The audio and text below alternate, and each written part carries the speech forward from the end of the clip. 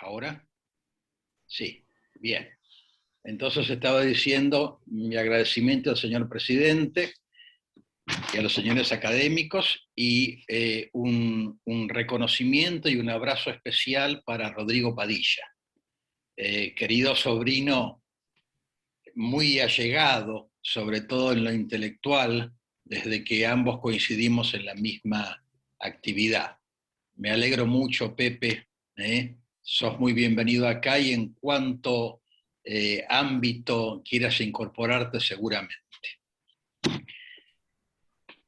El tema de la personalidad pretérita es bastante complicado porque choca con la ausencia de algún tipo de legislación general en el derecho positivo argentino. Primero voy a dar una síntesis muy breve como para que pueda aprovecharse mejor lo que sigue. El punto es así. Si le preguntamos a un señor cualquiera en la Argentina o en cualquier país del mundo, señor, para usted, ¿qué es lo más importante? Señor, ¿usted para qué trabaja? ¿Para qué cuida a su familia?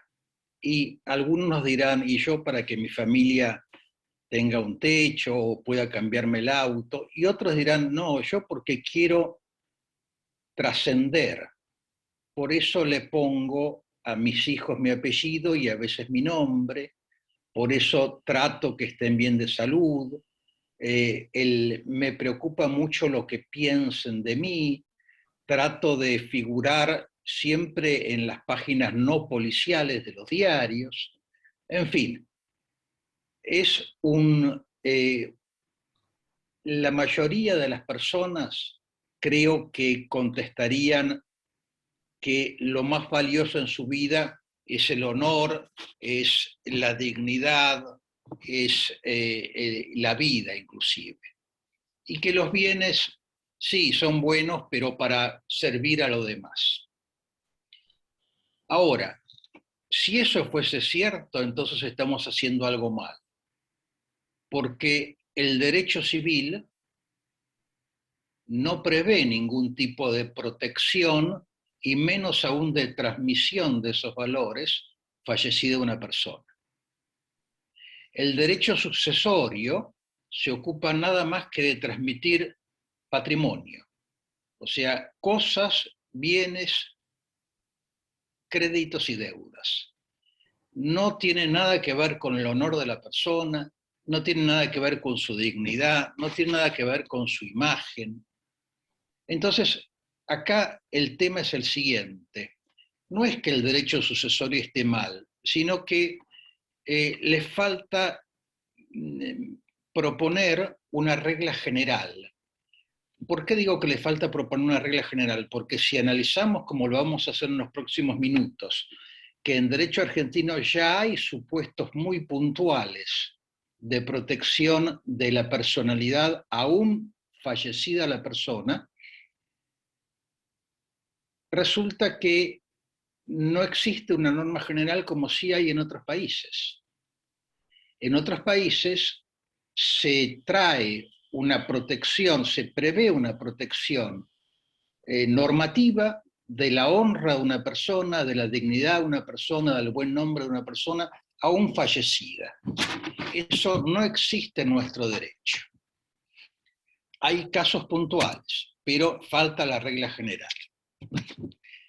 Todo esto me lleva a tener que empezar por el concepto de derechos personalísimos. Como yo tengo claro que los señores académicos no necesariamente son cultores del derecho, voy a tratar de dar una definición que no es mía, sino de Santos y Fuentes. Santos y Fuentes fue un jurista fallecido hace unos años, hace 5 o 6 años, que introdujo el tema ya existente en el mundo en el derecho argentino. Cifuentes dice que son los derechos subjetivos privados, innatos y vitalicios que tienen por objeto manifestaciones interiores de la persona y que por ser inherentes extrapatrimoniales y necesarios no pueden transmitirse ni disponerse en forma absoluta y radical. Si extraemos cuáles son los caracteres de estos derechos personalísimos, vemos que son innatos, vitalicios, necesarios, esenciales, inherentes, extrapatrimoniales, relativamente indisponibles, absolutos y privados. De todos estos caracteres, el que nos importa ahora es el carácter de vitalicio, porque de la interpretación que le demos a la característica de vitalicio va a depender asumir o no la existencia de la personalidad pretérita. Si vitalicio significa que dura durante la vida y cuando no hay vida se extinguen, entonces la personalidad pretérita no va por ese camino, vamos mal. Sin embargo, se ha llegado a la conclusión que ser vitalicios no radica en que duran de por vida, sino en que durante la vida existen por el solo hecho de existir.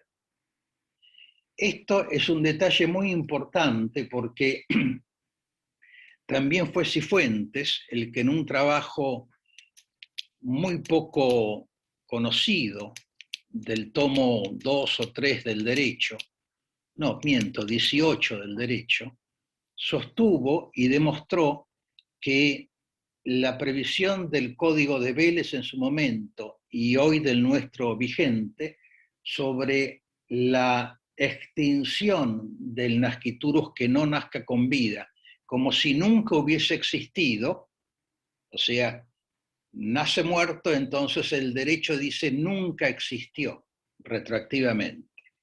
Que eso, dice Cifuentes, abarca exclusivamente a lo patrimonial y no a los derechos personalísimos.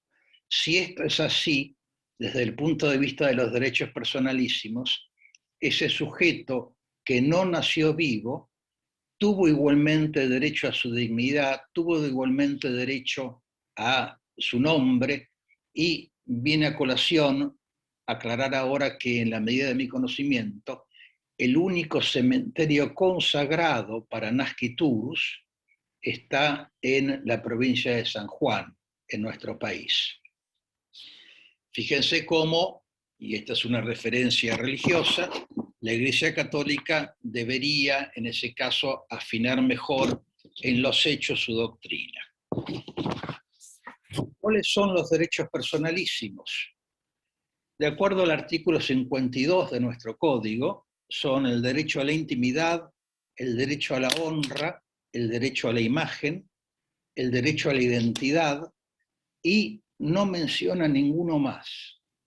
Pero va de suyo que todo esto se sustenta en la preexistencia de un derecho que no refiere, que es el derecho a la vida, de donde no cabe ninguna duda que esta enumeración del artículo 52 es meramente enunciativa y no taxativa, porque el derecho a la vida es prioritario por sobre todos estos. ¿Puede haber personalidad sin persona? Ese es otro quid importante para nuestro análisis. Hasta ahora siempre se pensaba que a la persona se le atribuye una personalidad, pero esto no fue siempre así. Por ejemplo, los esclavos en Roma, en toda la antigüedad, eran cosas, jurídicamente hablando. Eran personas, pero carecían de personalidad. En el derecho actual también hay personas, personalidades sin personas, que son las personas jurídicas. Las personas jurídicas es una ficción del derecho, cualquiera sea la teoría que usemos para explicarlas, porque no son como nosotros. Y sin embargo pueden hacer casi lo mismo que nosotros. Pero hoy en día esta diferencia, esta decisión entre persona humana, como la llama el código vigente, y antes era la persona de existencia visible, y la personalidad, que es el plexo de facultades que tiene, que como consecuencia del ser persona, se están escindiendo. Y encontramos, por ejemplo, varios autores que hablan de la personalidad de los animales. Ustedes saben de la existencia de una orangutana en nuestro país, la orangutana Sandra, que incluso un fallo judicial dijo que era persona no humana. Y yo la verdad que ahí se me queman los papeles porque persona no humana, la única que conozco es la persona que es ideal o persona jurídica. Bueno, este fallo le da esa calidad y en otros países del mundo también se dan situaciones análogas. El colmo llega al caso del río Wanganui, en Nueva Zelanda, que también lo han jurídicamente considerado persona. No logro explicarme bien para qué.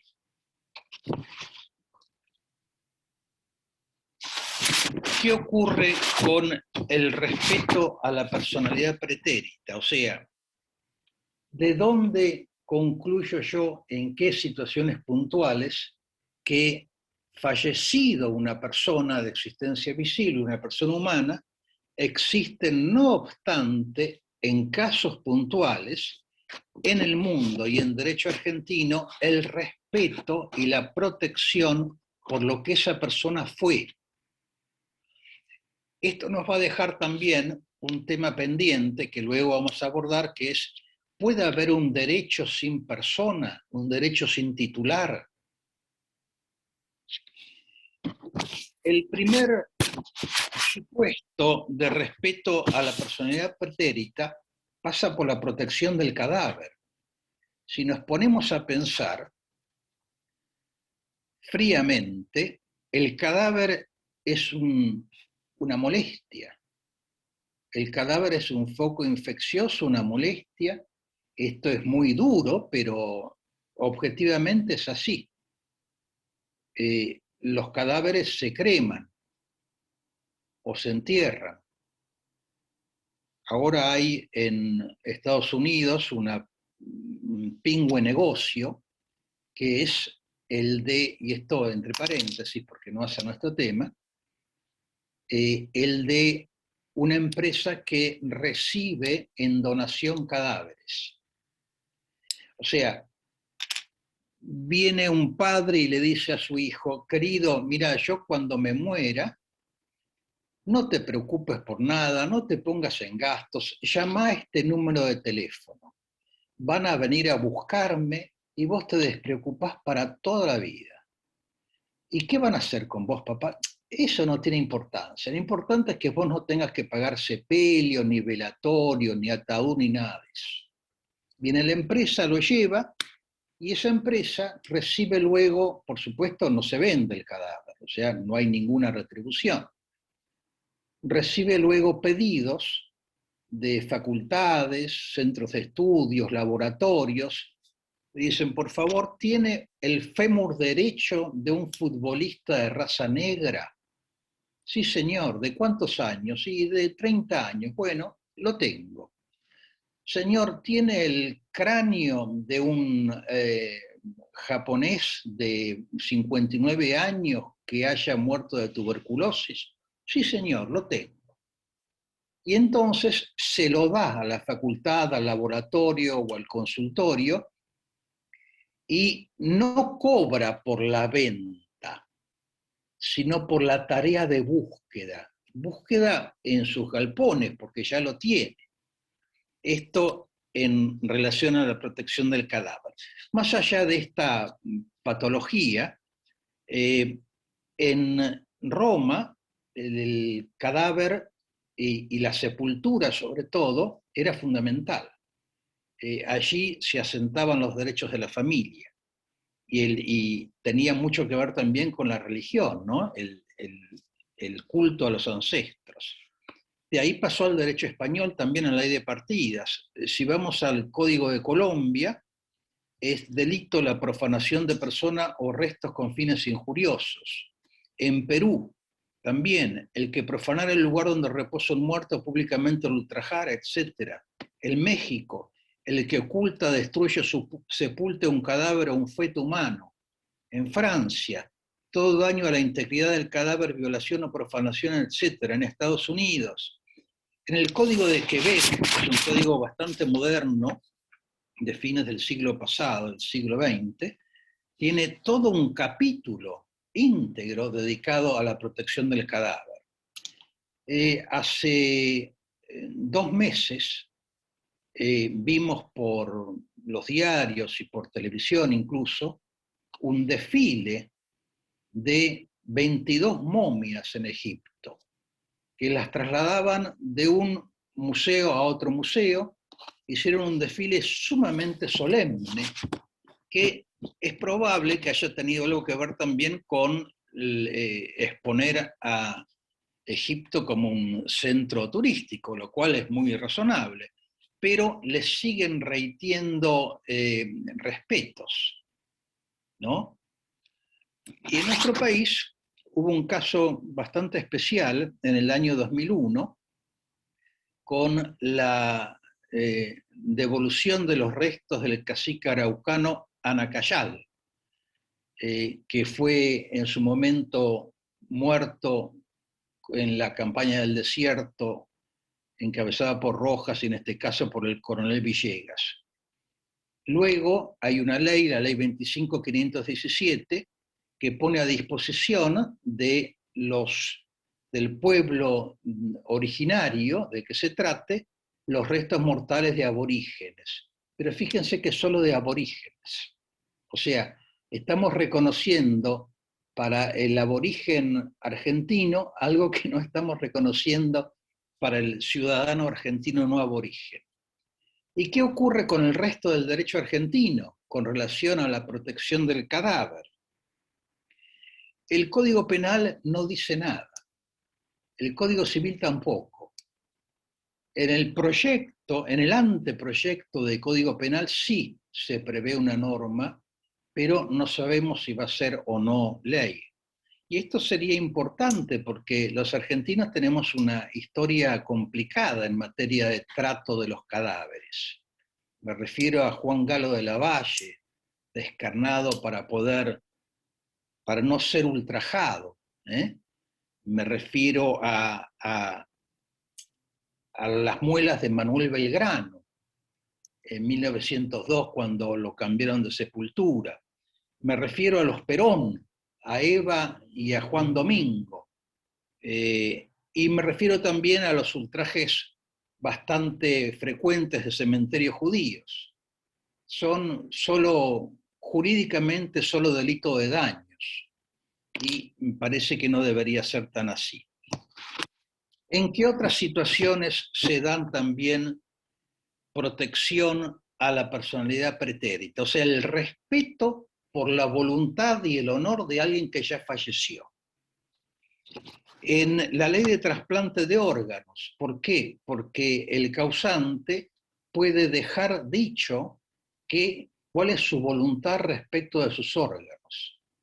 Y eso que no es patrimonial, porque no es como un testamento, porque no tiene contenido patrimonial. Se debe cumplir conforme a la ley 27.447. En nuestro país, otro tema es la fecundación post-mortem, que está en varios países, España, Gran Bretaña, Bélgica, Grecia, Israel, y prohibido en Portugal, Alemania, Francia e Italia. En la Argentina no se sabe bien cuál es la situación porque estuvo en el proyecto de Código Civil y Comercial de la Nación, en el artículo 563, pero fue vetado, un veto parcial. Lo cierto es que, por lo menos legalmente, no se puede hacer en nuestro país. Otro punto de protección específica de la personalidad de una persona fallecida son las disposiciones sobre la tutela. El artículo 106 del Código Civil y Comercial de la Nación dice, si el causante, si el progenitor dijo, yo quiero que cuando yo me muera el tutor de mi hijo sea fulano de tal, hay que cumplir esa voluntad. Y fíjense que esa voluntad no tiene nada de patrimonial, no pasa por el derecho sucesorio en rigor de verdad. Otro caso es el reconocimiento de hijos. Cuando muere el causante, puede dejar un codicilo testamentario donde reconoce la paternidad de una criatura. Y eso en principio podría no tener consecuencias patrimoniales. Hay que ver la situación, ¿verdad? Pero el reconocimiento de hijos per se no tiene consecuencias patrimoniales. Los derechos intelectuales en su aspecto moral. La Ley de Propiedad Intelectual, 11723, en el artículo 5, lleva 70 años el derecho moral del autor, 70 años después de fallecido. Quiere decir que ahí el derecho argentino está diciendo, este señor, aunque haya muerto hace 69 años, tenemos que seguir respetándolo y cumpliendo su voluntad. No podemos, porque está muerto, directamente prescindir de su voluntad. La rectificación de datos personales. La ley de habeas data 25326 permite también que si hay algo a rectificar, sean los herederos quienes hagan la petición y los modifiquen. Y el dato en sí no tiene contenido patrimonial. Hubo un caso interesante, que es el caso Malboro, RL y otros contra Malboro, un amparo habeas data de la Cámara Federal de Apelaciones de Córdoba. Malboro era el cowboy que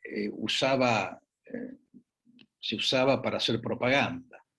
Y este señor hizo un planteo, en realidad sus herederos, porque las tabacaleras seguían usando su imagen, publicándolo sin permiso en las cajetillas de cigarrillos.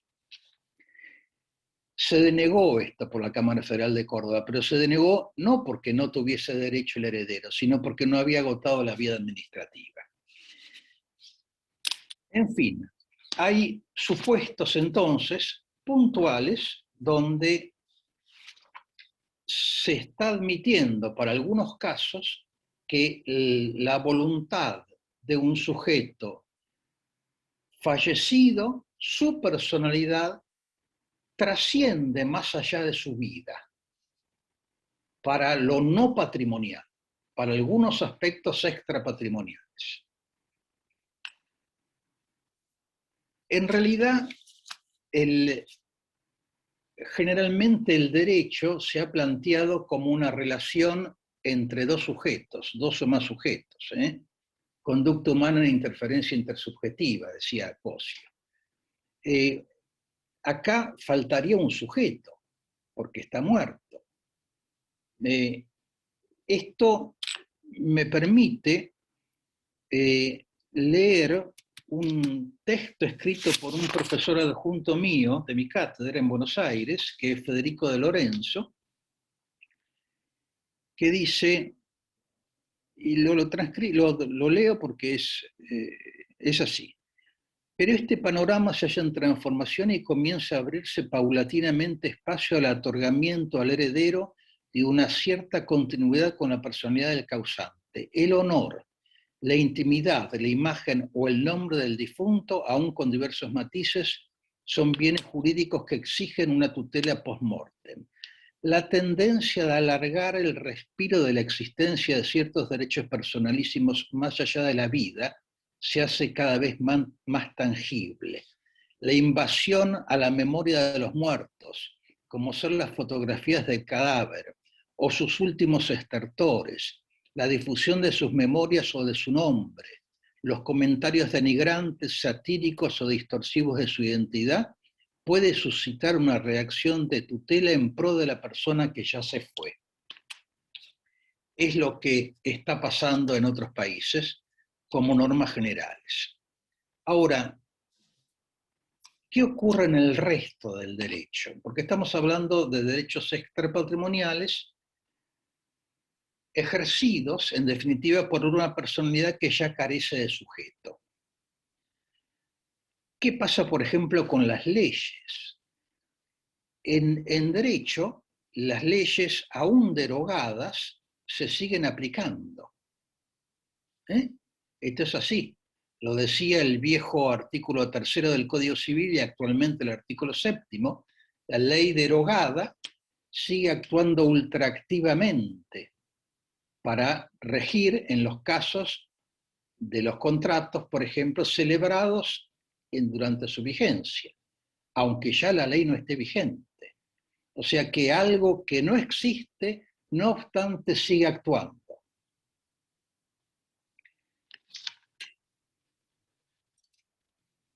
Lo mismo ocurre con los contratos, que también es una pequeña ley, porque es una norma entre dos o más sujetos.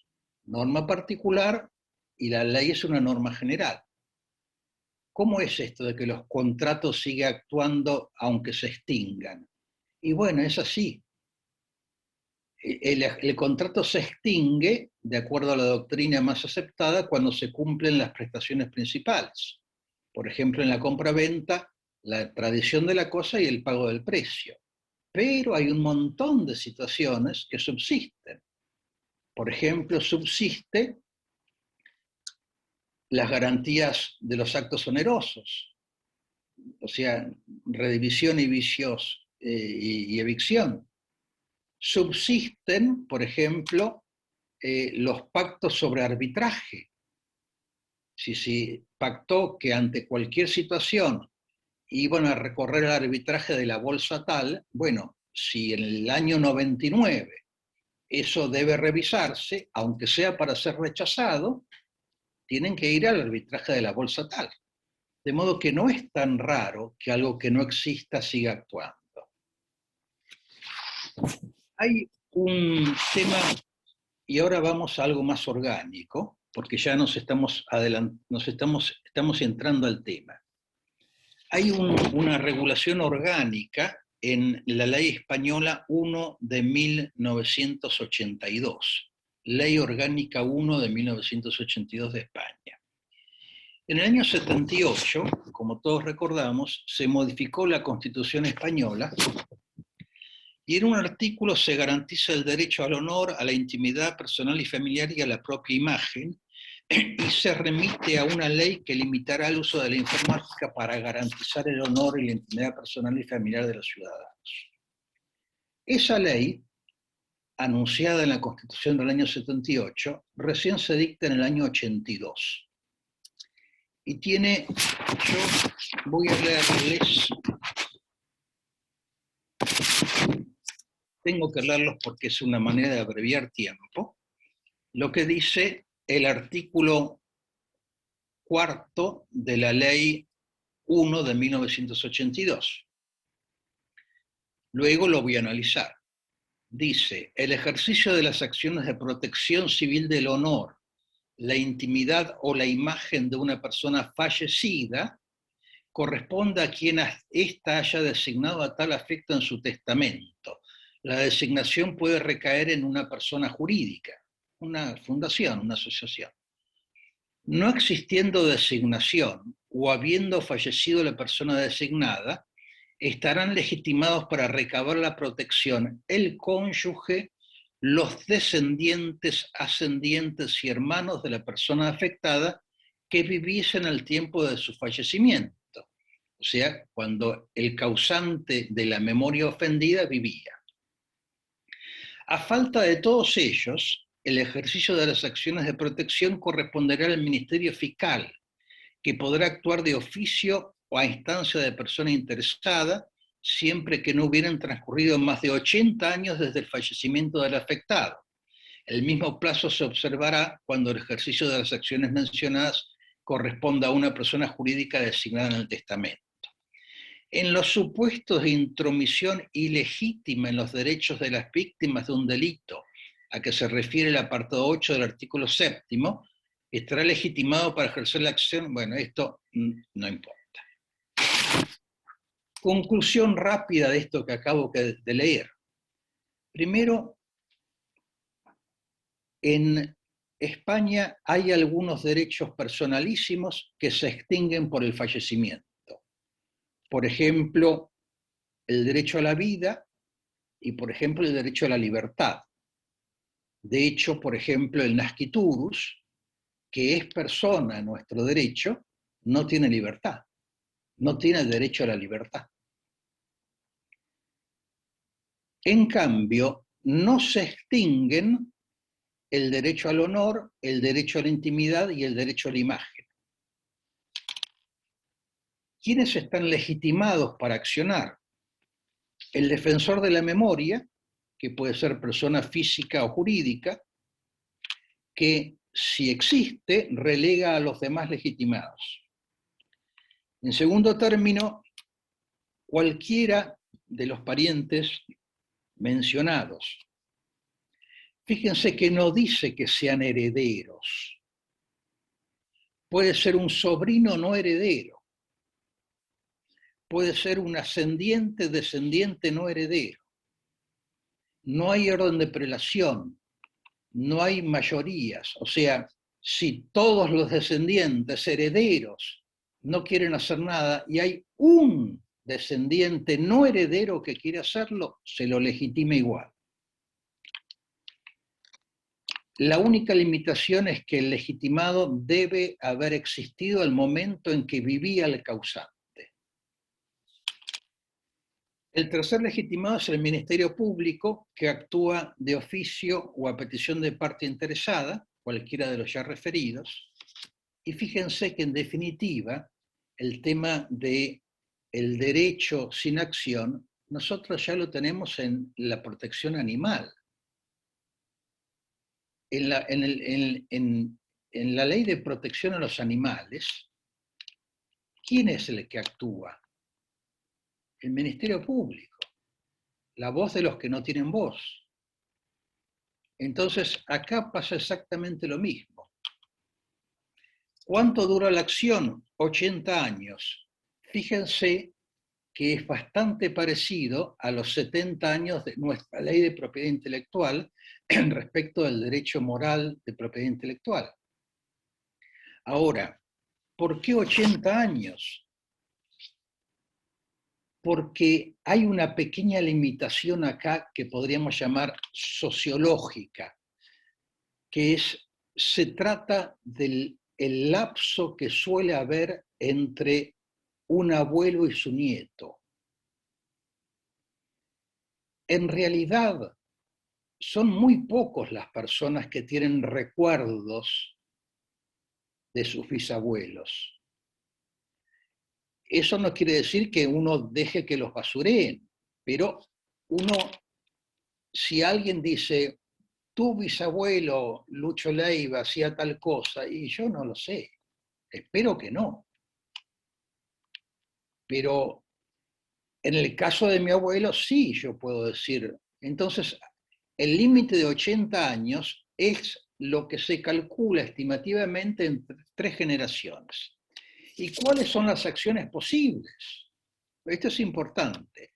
En primer lugar, el restablecimiento del perjudicado en el pleno disfrute de sus derechos. O sea, si se lo denostaba en televisión, habrá que decir, señores, acá esto no va más, ponemos una fe de ratas, nos equivocamos en decir esto. Segundo, prevenir futuros agravios, prevenir futuras intromisiones.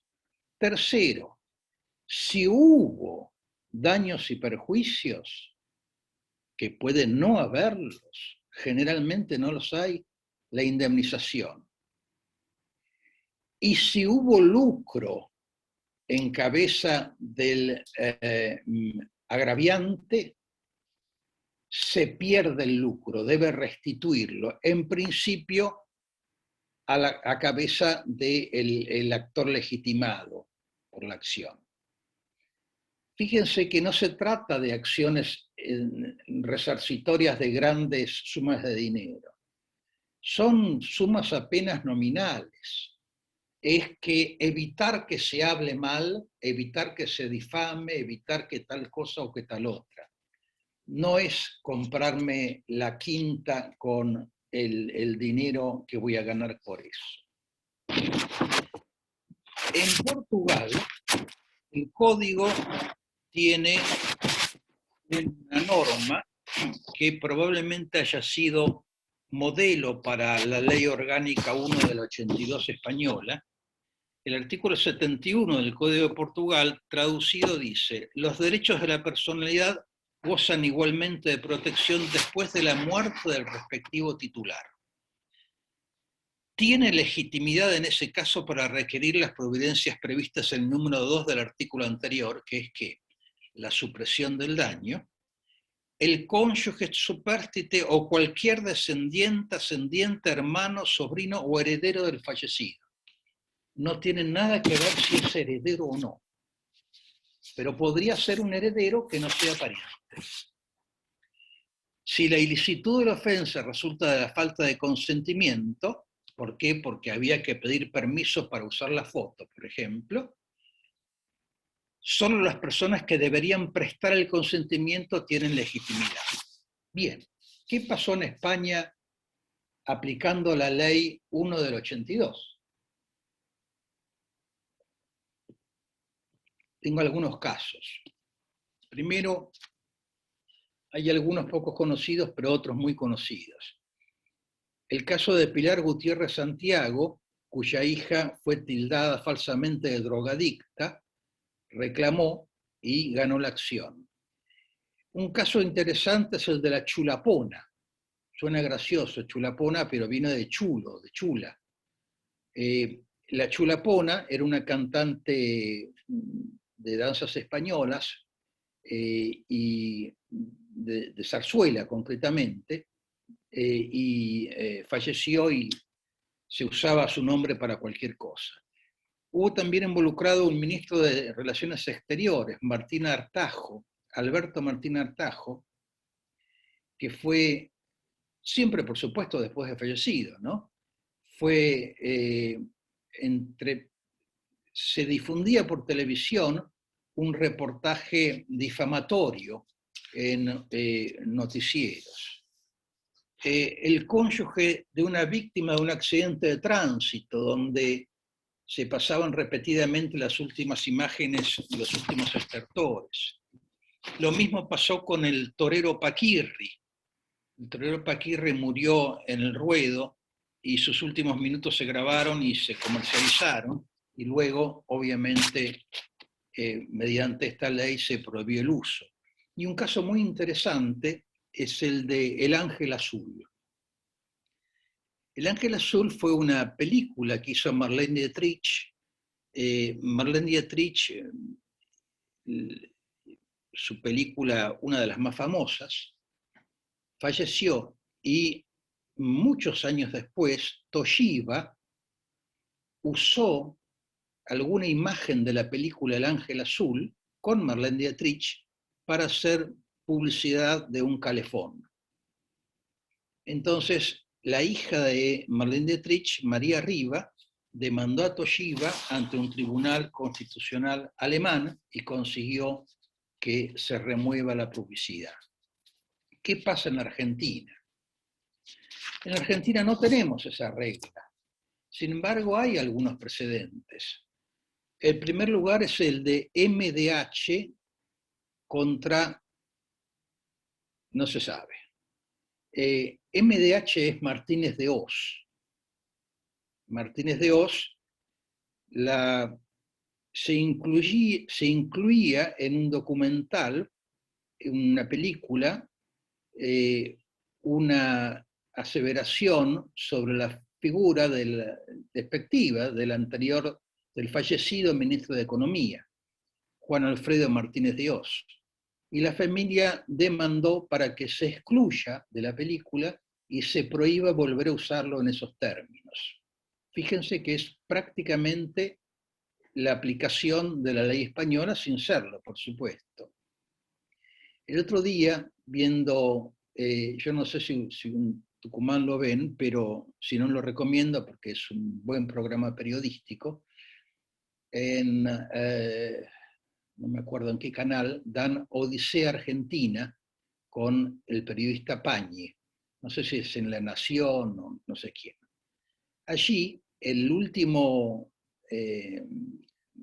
segmento es una farsa, donde se pasan supuestos actos culturales de la Fundación Kennan. Bueno, Juan Abraham Kennan era el diputrucho. El diputrucho en el año, no me acuerdo, pero falleció en el 17, y en el programa de Pañi utilizan su nombre como su apellido, para una farsa.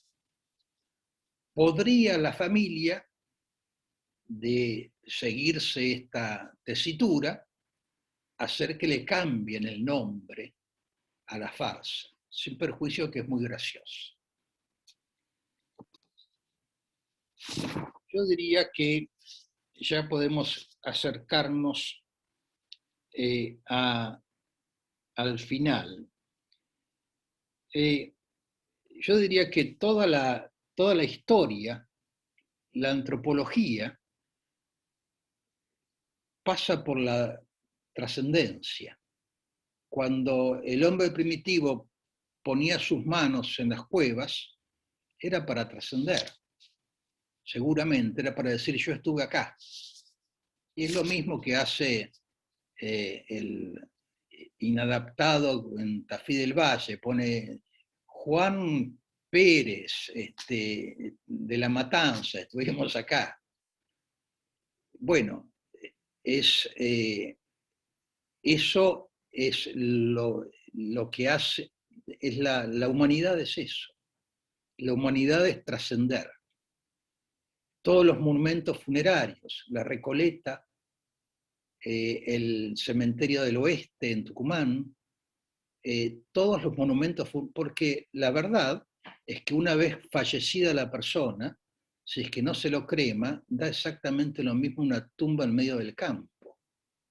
Y si se le quiere rendir homenaje, se pone una piedrita blanca arriba y listo. Pero ¿por qué se hacen bóvedas importantes con obras de arte? Y por el afán de trascender. Por el afán de trascender también transmitimos el apellido y a veces, como dije, nuestro nombre. Yo creo que casi toda la civilización apunta a eso.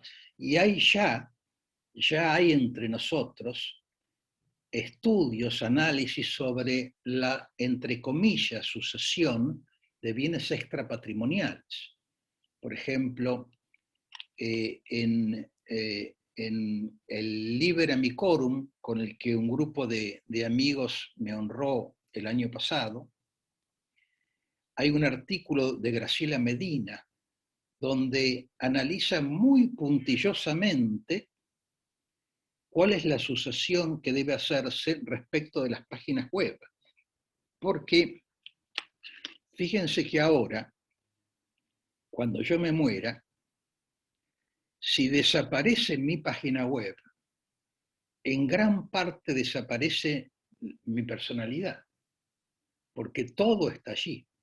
Fotos, audios, eventos.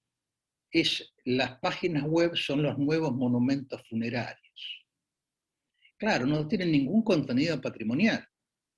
Sin embargo, las personas ya se están cuestionando sobre cómo hacer para que Google o quien sea permita que permanezca la página web en funcionamiento. Cuando mi hijo, que ahora está cursando el doctorado en la Universidad Austral, estaba en el asiento de atrás y yo lo estaba acomodando en el huevito para llevarlo al jardín.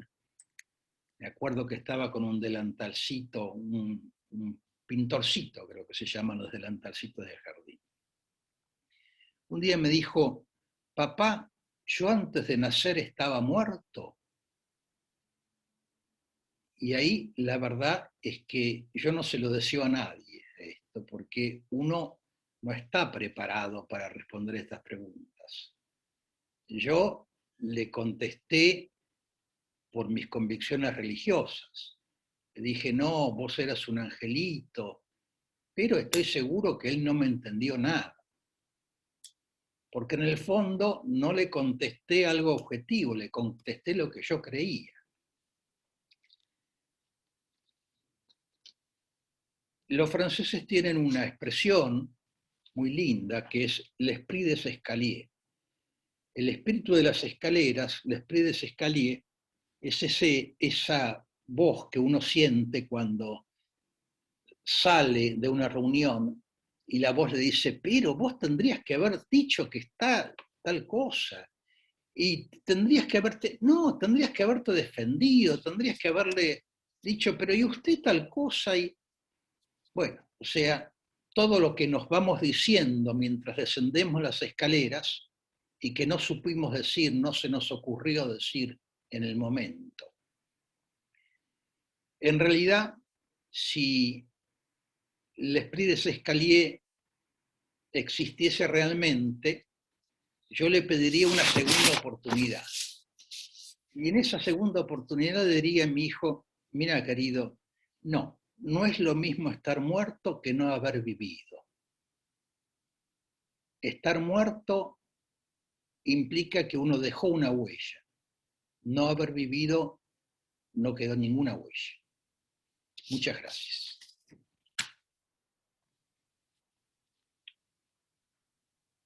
No sé si habrá preguntas. Por favor, les pediría si puede ser por chat, el que pueda manejar un chat para dar un orden, y si no, levantar la mano y haré lo que mi libre arbitrio me indique para darles la palabra a cada uno. Mariano te está pidiendo la palabra, Bernardo. ¿Quién, Juan Carlos, perdón? Mariano. Bueno, adelante, active el micrófono.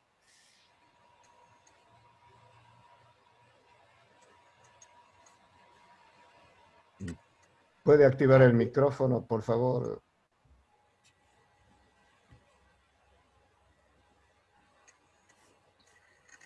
El micrófono, Mariano. No, yo no solicité la palabra. Simplemente lo felicito al académico por su brillante exposición. Gracias. Sumamente docente, ilustrativa, y la verdad que es una cosa que nos hace reflexionar y pensar en la trascendencia del ser humano, ¿no es cierto? En realidad... ¿Qué quedará de nosotros después que fuimos? Bueno, me río ahora porque, entre paréntesis, Mariano, aunque esto es entre vos y yo nada más, te agradezco el contacto que me hiciste por la salud de mi hijo. Lo he usado en parte, no totalmente porque la cosa está mejorando. Esto es en relación a mi hijo que estaba con COVID y ya ha salido del COVID, pero tiene alguna secuela neumológica. La pregunta que todos nos hacemos es, a ver, ¿qué va a pasar con nuestras bibliotecas cuando nos muramos? Porque esto es un tema complicado. No creo que las digitalicen. No sé qué va a pasar. Bueno, bien. En fin. Está Rodrigo Padilla pidiendo la palabra y yo también me anoto, así que adelante, Rodrigo, activa tu micrófono. Perfecto, buenas noches a todos. Antes que sea víctima del espíritu de las escaleras, no quiero dejar de agradecer el nombramiento que me hicieron. Me honra ser miembro de número de esta academia tan prestigiosa, que siempre me abrió las puertas, a pesar de que era adscripto hasta hace unos minutos, siempre me trataron como un par, y no quiero dejar de admirar ese gesto tan grande, ¿no? Propio de las personas que no tienen esos celos académicos, esas competencias. Siempre aprendí de la academia, con un espíritu muy abierto. Las personas brindan conferencias maravillosas como la de querido tío Lucho hoy. No quiero también dejar de agradecer puntualmente a la persona del presidente, Roberto Casa, a Juan Carlos Veiga, doctor Juan Carlos, que una suerte de manager en esta academia, y por supuesto Mariano, que se sumó con su adhesión, y el voto unánime de todos ustedes, Bernardo, Miguel, Jorge. No quiero dejar de agradecer a todos, absolutamente a todos, a decirle que soy bendecido de estar en esta academia de notables, y que verdaderamente aprendo, como aprendí hoy de Lucho, y lo vi el viernes en otra conferencia sobre un tema nada que ver. Está precisamente presentando su libro en homenaje por distintas universidades. El viernes le tocó hablar sobre derecho de retención. Así que cambiar del viernes a lunes un tema totalmente distinto por otro, quiere decir que tiene compromiso con la Academia Tucumana. Bueno, eso es para destacar, y espero yo también imitarlo a mi tío y seguir con ustedes con algún grado, por supuesto, menor de nivel académico, sin duda, pero por lo menos la fuerza, las ganas y todo lo que pueda brindar de mí, digamos, de mis limitaciones, van a estar, por supuesto, destinadas a la academia. Así que muchísimas gracias. Después voy a pasar el tema para incorporación, que voy a salir de mi zona del confort, y estoy pensando en hablar de algo histórico sobre Roma, como para salir de los temas jurídicos. Nada más que agradecimiento. Hasta luego. Bueno, muchas gracias por tu intervención, Rodrigo. Aprovecho mientras alguno más se anota. Me anoto, Bernardo. Gracias.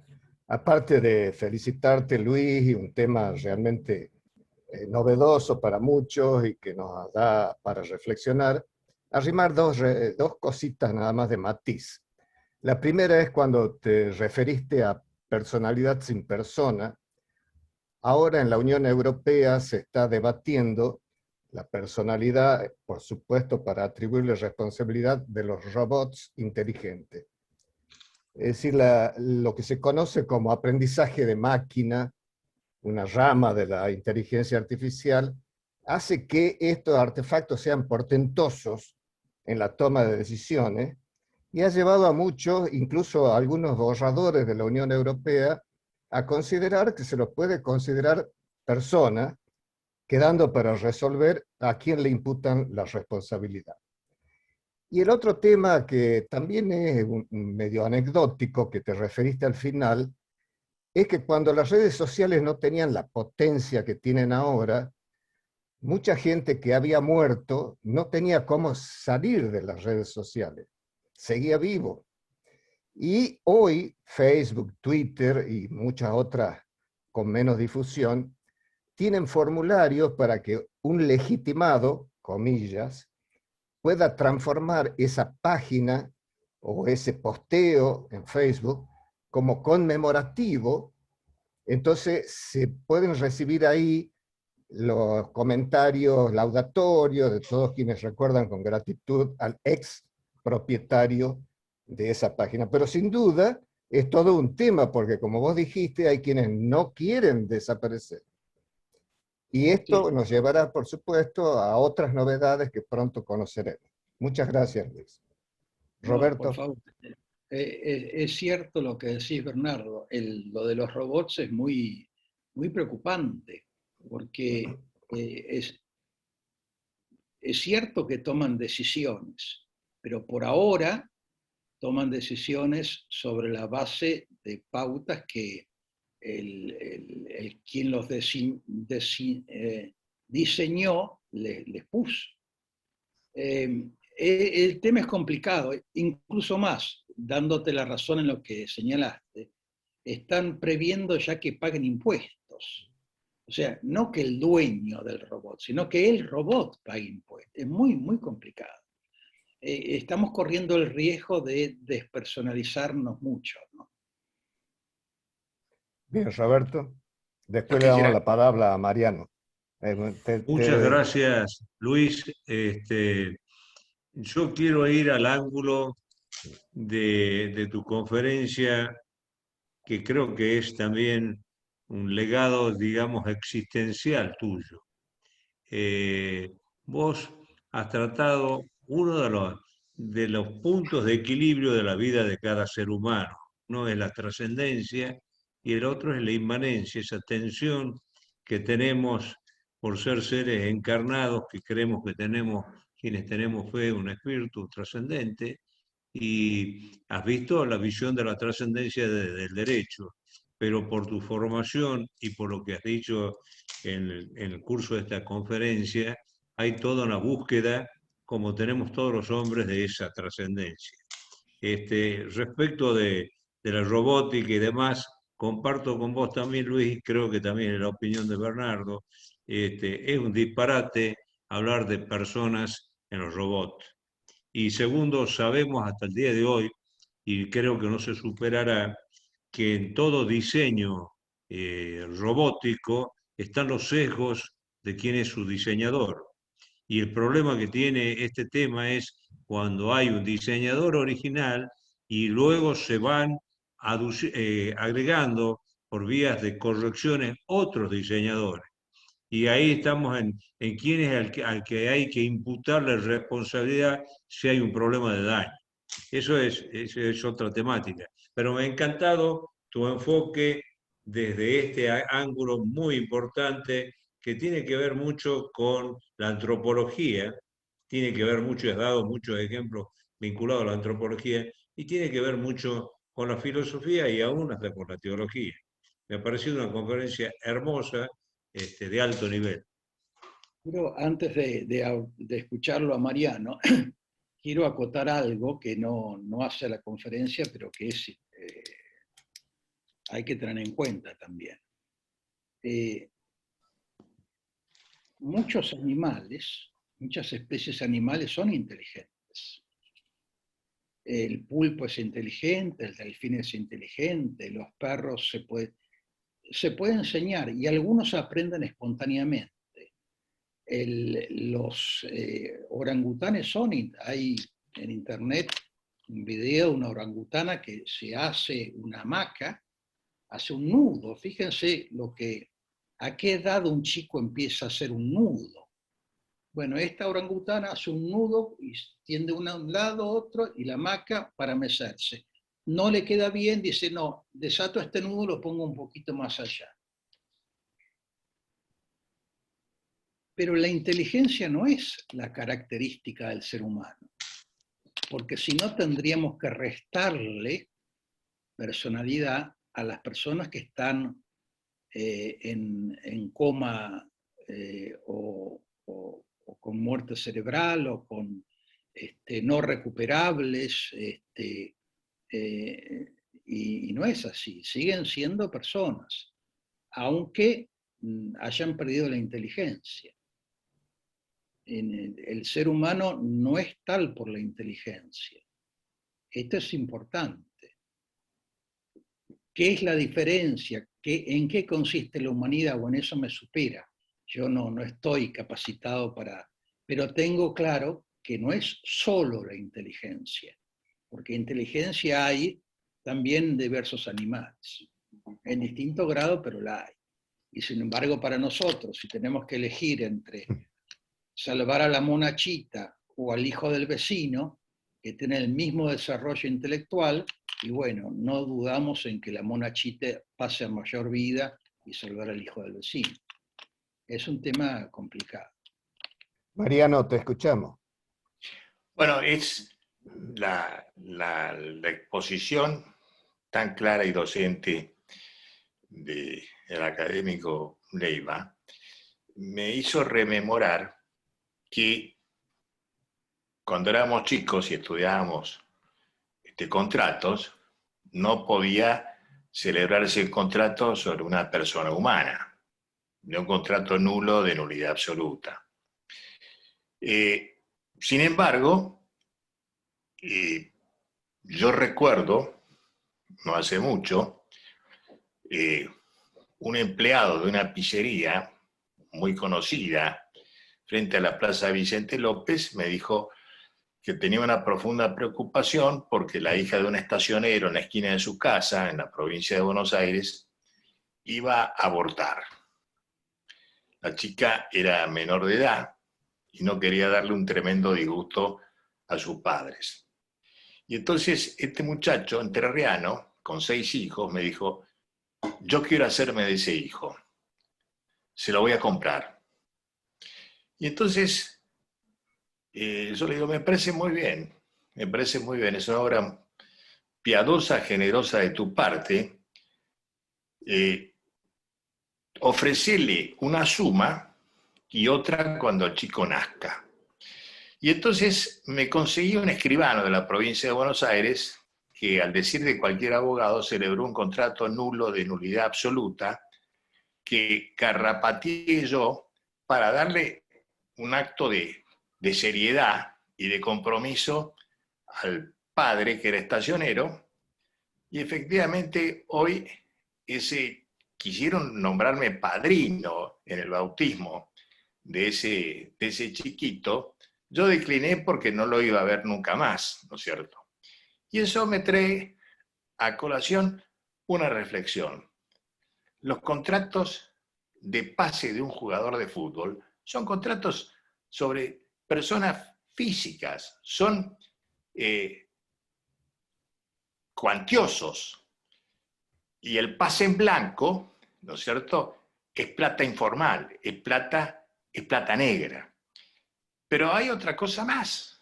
Por ejemplo, dentro del campo de la bioética, que es una cosa sumamente delicada, ¿no es cierto?, que es un tema difícil, arduo, muy complejo, existe la compra-venta de embriones, que son futuros o ya son personas, incipientes personas, y sin embargo se pagan, ¿no es cierto? Y el día de mañana van a tener nombre y apellido, y si son aptos y capaces tendrán trascendencia y podrán ser, dentro de la exposición de nuestro académico, podrán ser personas que tengan una trayectoria, una personalidad y nos sobrevivirán, ¿no es cierto? En fin, todo esto es para reflexionar, para pensar y darnos cuenta de lo finito que es el ser humano frente a lo infinito, teniendo una ascripción de fe de lo que es nuestro Creador. Muchas gracias. Mariano, perdón que tome la palabra sin pedirla. Mariano, muchas gracias por tu recuerdo puntual de ese acto que tuviste, y realmente creo que es la mejor aplicación del derecho, es el mejor acto nulo que he visto en mi vida. Te recontra felicito y realmente lo aplaudo a 4 manos. Bueno, muchas gracias. Juan Carlos, activa tu micrófono, por favor. Gracias. Bueno, felicitaciones, Lucho, excelente, interesantísimo, provocador. Fue un mensaje que invita a reflexionar y que, al contrario de lo que pudo parecer en el título y en el comienzo, a nuestra academia le cae muy bien, porque no has transitado el camino de la ciencia jurídica, sino que has transitado principalmente el camino de las ciencias morales, porque en todo la base de tu exposición ha estado siempre fluctuando, subyacente, los principios éticos. De manera que esto, que es una charla que para mí tiene mucha importancia en función de lo que puede reflexionarse y provocar, te agradezco en lo personal y por el nombre de la academia también, y te pido me refresques un nombre, el del río de Nueva Zelanda que goza de protección legal. ¿Qué nombre tenía? Es un nombre impronunciable, que ya te digo cómo se llama.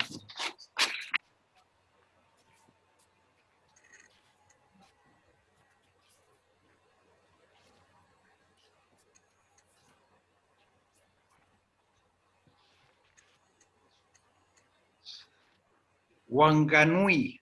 Wanganui. Whanganui.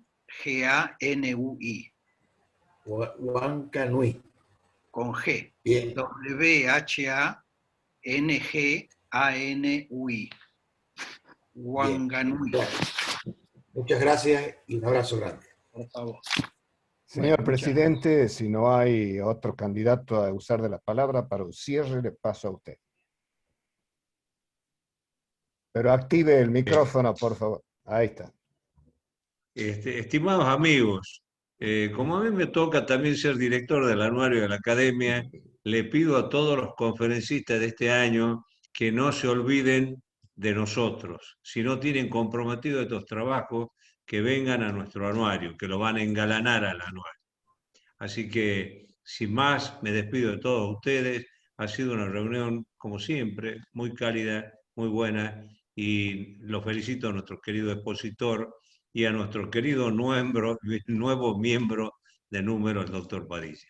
Que pasemos unas buenas noches. Bien, hasta la Recordemos la próxima. agenda un poquito, Miguel o Bernardo. ¿Cómo? Recordamos la agenda un poquito que sigue. Miguel, por favor. Tienes que activar, Miguel, tu micrófono. Ahí está. La próxima reunión, como estaba anunciada, es dentro de 2 lunes. El lunes 28 de junio, oportunidad en la cual nuestro miembro correspondiente por Salta, el doctor Renato Raivaldi Cabanilla, va a exponer sobre universalismo y multiculturalismo. Lo vamos a anunciar, por supuesto, en el orden del día pertinente, pero esta marca el fin de la agenda del primer cuatrimestre. Y ya tenemos anotado al doctor Mariano Gagliardo para comenzar las actividades post-julio en el mes de agosto. Bueno, muchas gracias. Si no hay para más, voy cortando entonces la reunión. Que pasen un buen día. Gracias, Bernardo. ¿Me podrían informar? Mariano, se te cortó el micrófono. ¿Podrías repetirnos, por favor? No te escuchamos. Fíjate en hacer clic ahí en el micrófono.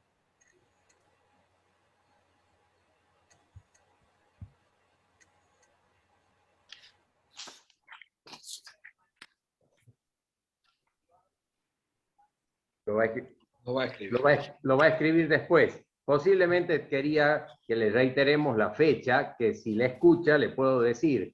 Es el 9 de agosto, doctor Mariano Gagliardo. Usted propuso el tema ante un nuevo escenario, la pandemia y los operativos contractuales. Era así, creo. Muy bien, muchas gracias. Gracias a todos. Muy buenas noches, que pasen unas hermosas noches.